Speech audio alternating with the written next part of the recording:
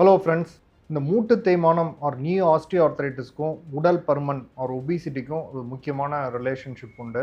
அதாவது எவ்வளோக்கு எவ்வளோ உடல் பருமன் அதிகமாக இருக்கோ அவ்வளோக்கு அவ்வளோ இந்த மூட்டு தேய்மானம் அதிகமாகுங்கிறது பல வீடியோவில் நான் உங்களுக்கு முன்னாடி சொல்லியிருக்கிறேன். இப்போ கடந்த சில வருடங்களாக பார்த்தீங்க அப்படின்னா ஒரு முக்கியமான அட்வான்ஸ்மெண்ட் இந்த ஒபிசிட்டி குறைப்பு ஆர் உடல் பருமன் குறைப்பில் நியூவர் மெடிசன்ஸ் வந்திருக்கு. ஸோ இந்த நியூவர் மெடிசன்ஸ் மூட்டு தேய்மானத்துக்கும் நமக்கு ஹெல்ப் பண்ணுமா, அதாவது உடல் குறைப்பு மூலமாக மூட்டு தேய்மானத்துக்கு ஹெல்ப் பண்ணுமா அப்படிங்கிறது ஒரு முக்கியமான கேள்வி.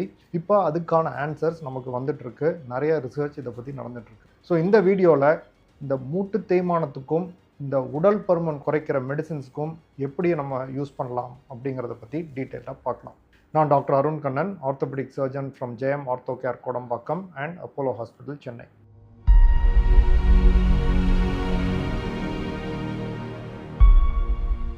இப்போ மூட்டு தேய்மானம்ங்கிறது ஒரு மெக்கானிக்கல் வியாதி அப்படிங்கிறதும் ஒரு முக்கியமான பங்கு. அதாவது எவ்வளோக்கு எவ்வளோ நம்ம உடல் பருமன் அதிகமாக இருக்கோ அவ்வளோக்கு அவ்வளோ பாரம் முட்டியில் இருக்க இந்த ஜவ்வு மேலே விழுது.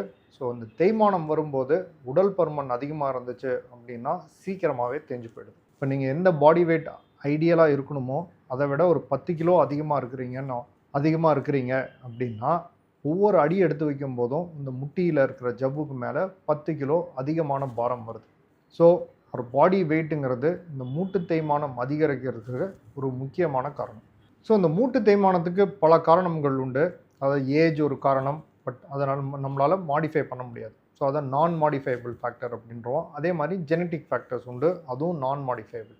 அதாவது நம்மளால் மாற்ற முடியாது, ஏஜையும் மாற்ற முடியாது, ஜெனட்டிக்ஸையும் மாற்ற முடியாது. பட் மாற்றக்கூடிய ஃபேக்டர்ஸில் நம்பர் 1 அப்படின்னு பார்த்தோம்னா நம்ம பாடி வெயிட் தான். ஸோ அதனால தான் உடல் பருமன் அதிகமாக இருக்குது, மூட்டு தேய்மானமும் கூட வருது அப்படின்னா நாங்கள் ரொம்ப கான்சென்ட்ரேட் பண்ணுறது வெயிட் குறைப்பில் தான்.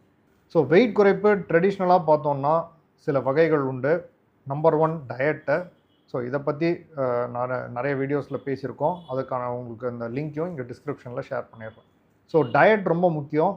அதுக்கு அடுத்தது பார்த்திங்கன்னா எக்ஸசைஸ் அகைன் மூட்டு தேய்மானம் இருக்கும்போது ரொம்ப விகரஸ் எக்ஸசைஸ் பண்ணுறதும் கஷ்டம். ரெண்டாவது அதோட எஃபெக்டிவ்னஸும் கம்மி.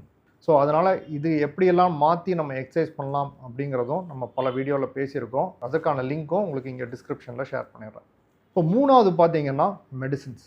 முன்னாடியும் மெடிசின்ஸ் இருந்துச்சு, பட் இப்போ இருக்கிற மெடிசின்ஸ் புதுசாக வந்திருக்கிற மெடிசின்ஸ் அளவுக்கு முன்னாடி எஃபெக்டிவ் கிடையாது. ஸோ அதனால் மெடிசன் ஒரு பங்கு. நாலாவது பார்த்தீங்கன்னா பேரியாட்ரிக் சர்ஜரி. அதாவது இந்த உடல் எடை குறைக்கிறதுக்கான இந்த பேரியாட்ரிக் சர்ஜரியும் நிறைய பேருக்கு பண்ணியிருக்கிறாங்க. ரொம்ப உடல் பருமன் அதிகமாக இருந்து இந்த பாடி மாஸ் இண்டெக்ஸ் அப்படிங்கிற இந்த ஹைட் வெயிட் ரேஷியோ 40க்கு மேலே இருந்தால் நிறைய பேருக்கு இன்னும் அந்த பேரியாட்ரிக் சர்ஜரி பண்ணிகிட்ருக்குறாங்க. பட் சமீப காலத்தில் பார்த்தீங்க அப்படின்னா இந்த உடல் குறைப்புக்கான இந்த மெடிசன்ஸ் ரொம்பவே அட்வான்ஸ் ஆகிடுச்சு. இதில் ஒரு நியூ கிளாஸ் ஆஃப் மெடிசன்ஸே வந்திருக்கு. GLP-1 அகனிஸ்ட் அப்படின்னு சொல்லுவோம். ஸோ இந்த கிளாஸ் ஆஃப் மெடிசன்ஸ் தான் இப்போ புதுசாக கடந்த சில ஆண்டுகளாக நிறைய ரிசர்ச் இதை பற்றி நடந்திருக்கு.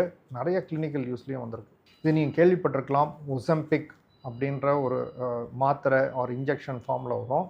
இன்னொன்று காமனாக இப்போ யூஸ் பண்ண ஆரம்பிக்கிறது மோஞ்சாரோ அப்படிங்கிற ஒரு இன்ஜெக்ஷன் ஃபார்ம். ஸோ இது ரெண்டும் பார்த்தீங்கன்னா குளுக்கோகான் லைக் பெப்டைட் அப்படின்னு ஒரு ஹார்மோனோட ஒரு மாற்று வடிவம், அதோட அகனிஸ்ட் அப்படின்னு சொல்லுவோம்.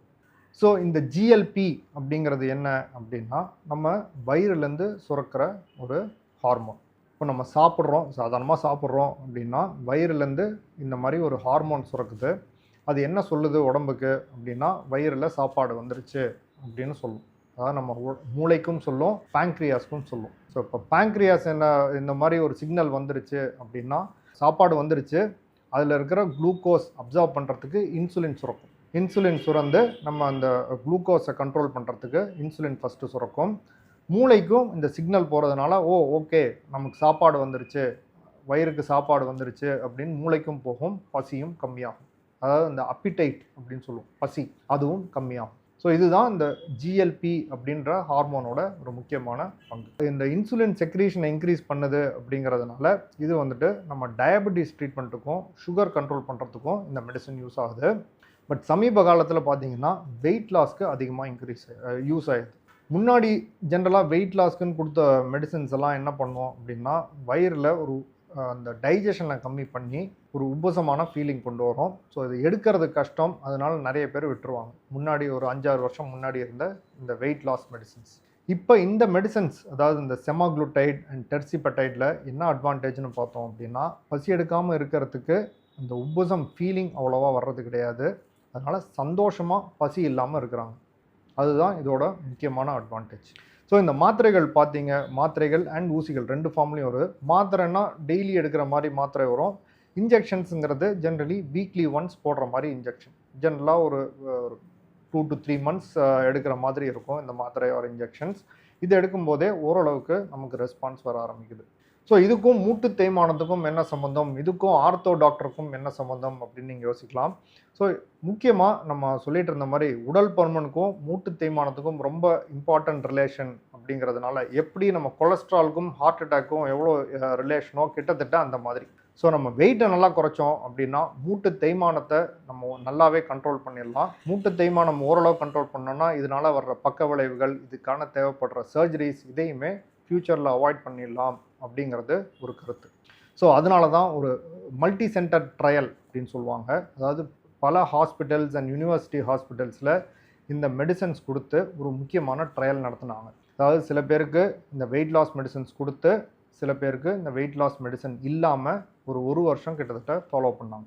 எல்லாருக்குமே டயட் கூட அட்வைஸ் கொடுத்தாங்க. அதாவது என்ன டயட் எடுக்கலாம், என்னெல்லாம் எடுக்கக்கூடாதுங்கிறதும் 2 குரூப்புக்கும் சொல்லிட்டாங்க.